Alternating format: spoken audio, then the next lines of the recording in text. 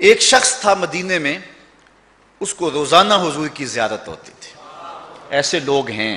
حضرت ابو العباس المرسی فرماتے ہیں، آپ فرماتے ہیں کہ اگر آنکھ جھپکنے کی مدت بھی حضور میری نظروں سے اوجھل رہیں، ما عادت لی مسلمہ، میں اس گھڑی اپنے آپ کو مسلمان ہی نہیں مانتا. ہر وقت حضور میری نگاہوں میں ہوتے ہیں. اللہ اکبر. ایسے ایسے لوگ بھی گزرے. صبح و شام حضوری کے مزے. اس کو روز حضور کی زیارت نصیب ہوتی. دعا کرو، منہ چھوٹا ہے بات بڑی ہے. دعا کرو اللہ ہم سب کو حضور کی زیارت دے. میں کہتا ہوں مسئلے حل ہی نہیں ہوتے جب تک حضور کی زیارت نہ ہو. بندہ ساری زندگی تشکیک و اضطراب میں رہتا ہے. اے لقائے تو جواب ہر سوال، حل شود ہر مشکلت بے کیل و کال. رومی کہتے ہیں تیری ملاقات ہی تو سارے دکھوں کا علاج ہے. ساری مصیبتوں کا علاج تو ملاقات ہی ہے آپ کی.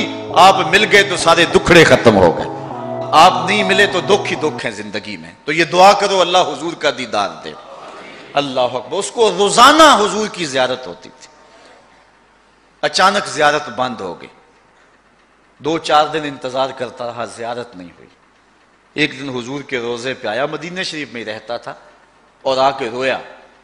کہا حضور مجھ سے کیا غلطی ہو گئی؟ روزانہ نوازا جاتا تھا مجھے اور اب محروم ہو گیا ہوں.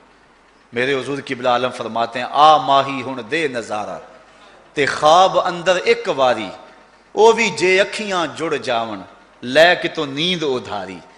یاراں نال بہاراں دس دیاں یاراں باج اجاڑاں، سال پچھوں اج بلبل ہسدی کھڑیاں جد گلزاراں.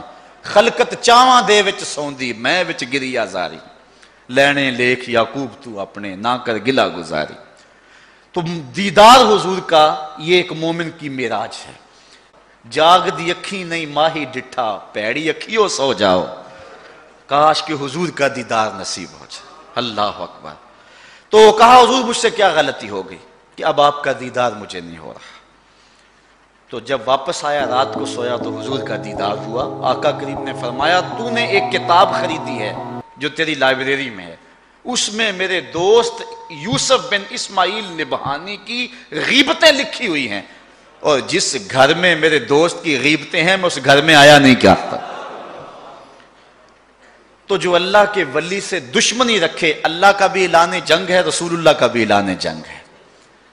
ولیوں سے کبھی دشمنی نہ رکھو، ولیوں سے محبت پیدا کرو، ولیوں سے اپنی الفت کے رشتے کو مضبوط کرو. اور حضرت امام ذہبی نے اس کو کبیرہ گناہوں سے گنوایا ہے. یہ کبیرہ گناہ ہے کہ اللہ کے ولی کے ساتھ دشمنی رکھی جائے. اللہ کے ولی سے دوستی کرو، دوستی کام آئے گی. الاخلاء یومئذ بعضهم لبعض عدو الا المتقین. اللہ تعالیٰ قرآن میں فرماتا ہے کہ غیر دوست قیامت کے دن ایک دوسرے کے دشمن بن جائیں گے، لیکن جن کی دوستی اللہ کے لیے ہوئی وہ دوستی قیامت کے دن بھی قائم ہوگی. اور حدیث میں آتا ہے ایک بندہ جہنم کو جا رہا ہوگا، اچانک ایک شخص کو دیکھے گا جو جنت میں جا رہا ہے، رک جائے گا. کہا حضرت آپ نے مجھے پہچانا؟ کہا نہیں. کہا آپ کو شاید یاد نہیں، ایک مرتبہ میں نے آپ کو وضو کے لیے پانی دیا تھا، میں نے لوٹے سے آپ کو وضو کروایا تھا. وہ اللہ کا بندہ رک جائے گا، عرض کرے گا مالک میری وفا کا تقاضا یہ ہے کہ اتنی دیر تک جنت میں نہ جاؤں جب تک اپنے ساتھی کو نہ لے جاؤں. اللہ اس کی سفارش مان کر کے اس گناہگار کو جنت عطا فرمائے. اٹھ فریدا ستیا تے میلا ویکھن جا، وت کوئی بخشیا مل جاوے تے تم ہی بخشیا جاوے. تو اہل اللہ کے ساتھ دوستی کے تعلق کو مضبوط کرو، اہل اللہ کی صحبت کو غنیمت جانو، اور ان کے مزاروں پر ان کی چوکھٹوں پر حاضری دیا کرو. وہ نور ملتے ہیں، وہ اجالے ملتے ہیں. حضرت داتا گنج بخش علی حجویری رحمۃ اللہ تعالی علیہ کی قبر انور کے پاس قریب جن لوگوں نے بم دھماکے کیے ہیں وہ کیا سمجھتے ہیں کہ ہم جنت کا ٹکٹ لے رہے ہیں؟ میں کہتا ہوں جنت کا ٹکٹ تو انہیں ملا جو داتا کی چوکھٹ پہ شہید ہوئے ہیں. اور یہ میں جذبات میں نہیں کہہ رہا، میرے پاس حدیث کی دلیل موجود ہے. آپ نے حدیث سنی ہے جس نے 99 قتل کیے تھے، پھر ایک شخص کے پاس گیا کہ میں توبہ کرنا چاہتا ہوں. اس نے کہا تیری توبہ کوئی نہیں ہے، اس کو بھی قتل کر دیا. 100 ہو گئے.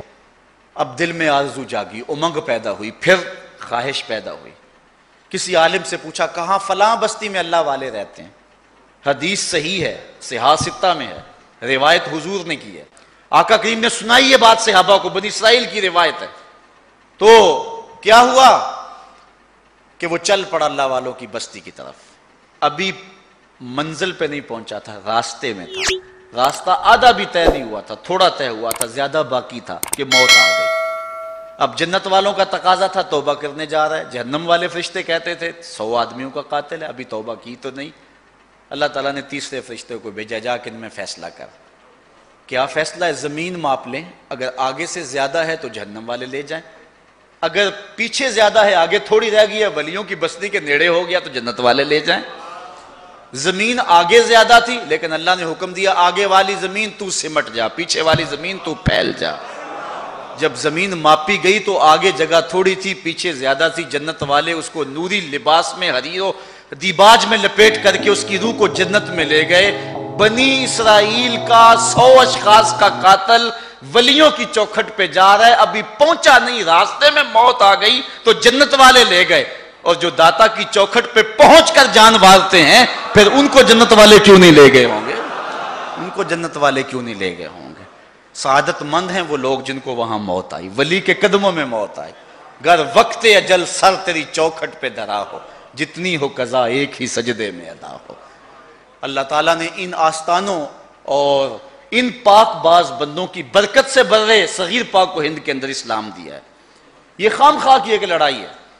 برے صغیر کا مزاج یہ ہے کہ یہاں ہم اولیاء سے پیار کرتے ہیں، اور میں نے یہ بات پچھلے دنوں میں جگہ جگہ کہی ہے کہ جو سادات آئے ہیں بیرون ملک سے، عرب سے، ان کو نکال کے باقی جتنی بھی برادریاں ہیں اپنا شجرہ نسب پڑھیں، 8ویں پشت میں نہیں تو 10ویں پشت میں، 10ویں پشت میں نہیں تو 12ویں پشت میں، یا منگل سنگھ ہوگا یا سنگل سنگھ ہوگا، کیونکہ ہم سب یا ہندوؤں کی اولاد ہیں یا سکھوں کی اولاد ہیں۔ یہ بزرگ آئے تھے جنہوں نے آ کے دین دیا، اور ایک ایک بزرگ نے 90 لاکھ کافروں کو کلمہ توحید پڑھایا۔ حد کر دی ان بزرگوں نے۔ اقبال بھی کھڑا ہے حضور کی چوکھٹ پہ، حضرت داتا صاحب کی چوکھٹ پہ، اور کیا کہہ رہا ہے؟ سید حجویر مخدوم امم مرکد او پیر سنجر راہ حرم، اور آگے کیا کہتا ہے؟ خاک پنجاب از دم او زندہ گشت، کہتا ہے پنجاب کی دھرتی کو جو زندگی ملی ہے ایمان کی تو وہ اس جو ہے وہ باوفا درویش کے قدموں کے صدقے سے ملی۔ ان لوگوں نے ایمان کی حرارت بانٹی، انہوں نے اجالے بانٹے، زناریں توڑ کر کے۔ ہم سے تو کوئی مسلمان نہیں ہو رہا، مسلمانوں کو کافر بنا رہے ہیں، لیکن ان لوگوں نے زناریں توڑی اور زنجیریں توڑی اور ایمان کی بہاریں عطا کی۔ 1000 سال ہو گیا امن کی ان آماج گاہوں کو اجاڑنے کی کوشش کی گئی۔ میں نے کہا یہ ایسی بارگاہیں ہیں، ایسی جگہیں ہیں جہاں روح کو بھی فیض ملتا ہے، جسم کو بھی نور ملتا ہے۔ کتنے بھوکے ہیں جو داتا کی چوکھٹ پہ روز لنگر کھاتے ہیں۔ میں پچھلے سال معراج النبی کے مہینے میں کراچی کچھ بیانات کے سلسلے میں گیا تو وہاں کلفٹن میں ایک سیٹھ صاحب کے گھر میرا قیام تھا، تو میں کھانے پر ان کو پوچھا کہ آپ اپنے کراچی کی کوئی بات ہی سنائیں، تو انہوں نے کراچی شہر کی خصوصیات اور باتیں سنانا شروع کر دی، اور پھر جب بھی ہم اکٹھے ہوتے چائے کے لیے کھانے کے لیے بیٹھتے تو وہ کراچی کا تذکرہ چھیڑ دیتے اور کہتے میں لاہور میں گیا تھا، میرا تو دل نہیں لگا اس شہر میں۔ ہر بندے کو اپنے علاقے سے مانوسیت تو ہوتی ہے، تو پھر میں بھی کوئی نہ کوئی لاہور کی بات سنا دیتا، وہ کراچی کی سناتے میں لاہور کی سنا دیتا۔ ایک دن ہم کھانا کھانے کسی ہوٹل میں جا رہے تھے، راستے میں ایک چھپر نما ہوٹل تھا جہاں لوگوں کا ہجوم تھا۔ مجھے کہنے لگے کراچی اتنا غریب پرور شہر ہے، اگر کسی کے پاس 5 روپے ہونا تو وہ کھانا کھا سکتا ہے، اتنا غریب پرور اور سستا شہر ہے۔ تو میں نے کہا لاہور اتنا غریب پرور شہر ہے، کسی کے پاس 5 روپے نہ بھی ہوں داتا کی چوکھٹ پہ آ جائے فری کھا لے۔ یہاں جو ہے لنگر لگا ہوا ہے داتا کی چوکھٹ پہ۔ تو وہ سیٹھ صاحب ہنسنے لگے، کہنے لگے نہیں داتا کی چوکھٹ کا مقابلہ تو نہیں ہے نا۔ تو میں نے کہا تم کراچی کی بات کی، میں نے لاہور کی بات سنا دی، اب آگے بڑھو نا کدھر چلتے ہو۔ تو یہ محبت میں باتیں ان سے ہوتی رہتی۔ تو یہاں لنگر لگا ہوا ہے، دن کو بھی لگا ہے، شام کو بھی لگا ہوا ہے۔ اللہ اکبر۔ اچھا دہشت گردوں نے یہ چاہا تھا کہ ہم اس عمل سے داتا کے دربار کی رونق کو کم کر لیں گے، لیکن ممکن نہیں ہوا۔ مون مارکیٹ میں حادثہ ہوا، پورا مہینہ وہاں گاہک نہیں گئے۔ جس دکان میں بم پھٹتا ہے ادھر گاہک نہیں جاتا، ڈر لگتا ہے، خوف لگتا ہے، لیکن یہ تاریخ کا ریکارڈ ہے۔ ساری رات لوگ لاشیں اٹھاتے رہے، اور فجر کی جب اذان ہوئی تو پوری مسجد نمازیوں سے بھری ہوئی تھی۔ یہ ہے داتا کا بانک پن، یہ ہے ولیوں کی زندگی۔ فقیر نام تنا دا باہو، قبر جنا دی جیوے ہو۔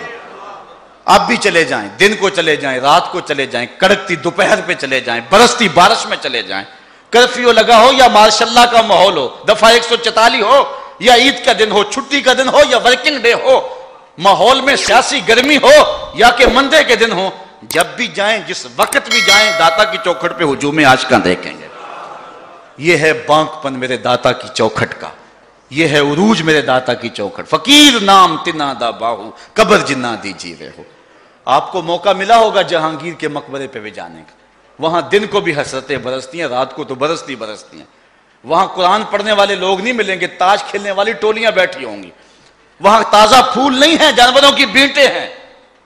بالکل ملکہ نور جہاں کا مقبرہ ساتھ ہے، جب بادشاہ تخت پہ بیٹھتا وہ پیچھے بیٹھتی، بادشاہ کا کوئی فیصلہ اسے ناپسند ہوتا پیچھے سے کمر ٹھونکتی، بادشاہ فیصلہ تبدیل کر لیتا۔ جس کے اشارہ ابرو پہ ہندوستان کی تقدیر کے فیصلے لکھے ہوئے تھے، آج اس کی قبر پہ بھی حسرتیں اور اندھیرا ہے۔ ان کی بیٹی ہے زیب النساء، جس نے اپنے باپ سے چوری دیوان لکھا تھا، دیوان مخفی، اس کا اپنا شعر اس کی لوح مزار پہ لکھا ہے۔ بر مزار ماں غریباں، نہ چراغے نہ گلے، نہ پرے پروانہ سوزت، نہ صدائے بلبلے۔ ہم غریبوں کی قبر پہ نہ کوئی چراغ جلانے آئے گا، نہ کوئی پھول ڈالنے آئے گا، نہ کسی بلبل نے گیت گانے ہیں اور نہ کسی پروانے نے پر جلانے ہیں۔ یہ راوی کے اس پار کی کہانی ہے، اور اگر راوی کا کنارہ پار کر جائیں، یہاں تو لکھا ہے بر مزار ماں غریباں، اور وہاں لکھا ہے گنج بخش فیض عالم، مظہر نور خدا، ناکساں را پیر کامل، کاملاں را، والذین یؤذون المؤمنین والمؤمنات بغیر مقتصبوا فقد احتملوا بہتانا واثما مبینا۔ کہا جو مومن مردوں اور مومن عورتوں کو اذیت دیتے ہیں، اللہ اکبر، اور اللہ تعالیٰ ان کے لیے سخت مذمت فرمائی۔ اور حضور کا یہ فرمان پھر سنیے، من عاد لی ولیا فقد آذنتہ بالحرب، جو ولی کے ساتھ دشمنی رکھتا ہے میرا اس کے ساتھ اعلان جنگ ہے۔ اللہ ہمیں ولیوں کا نوکر رکھے۔ صاحبو یہ سعادت مندی ہے۔ ملا رومی نے بڑی خوبصورت بات کہی، علامہ رومی کا ہمارے سے تعلق ہے نا، اقبال کے مرشد ہیں، اور اقبال نے یوں ہی مرشد نہیں مان لیا، اقبال نے بڑی محنت سے مرشد پکڑا ہے۔ کبھی وہ کہتا میں جو ہے وہ رازی کو مرشد بناؤں، کبھی کہتا تھا رومی کو بناؤں۔ عالم تھا نا، پڑھا لکھا تھا، فلسفی تھا، کبھی سوچتا استدلال کا شہنشاہ تو رازی ہے۔ اسی کشمکش میں گزری میری زندگی کی راتیں، کبھی سوز و ساز رومی، کبھی پیچ و تاب رازی۔ لیکن پھر آگے جا کے اقبال کہتا ہے نئے مہرہ باقی ہے، نئے مہرہ بازی، جیتا ہے رومی، ہارا ہے رازی۔ تو وہ رومی کہتے ہیں کیوں خدا خواہد کے پردہ کس درد، میل شندر تانائے پاکاں براد۔ جب اللہ کسی کا راز فاش کرنا چاہتا ہے تو نیک بندوں کے لیے اس کے دل کے اندر تانہ زنی پیدا کر دیتا ہے۔ اللہ ان پاک بندوں کی سنگت نصیب فرمائے، اللہ اپنی یادوں اور محبتوں کا سرمایہ دے۔ وآخر دعوانا ان الحمدللہ۔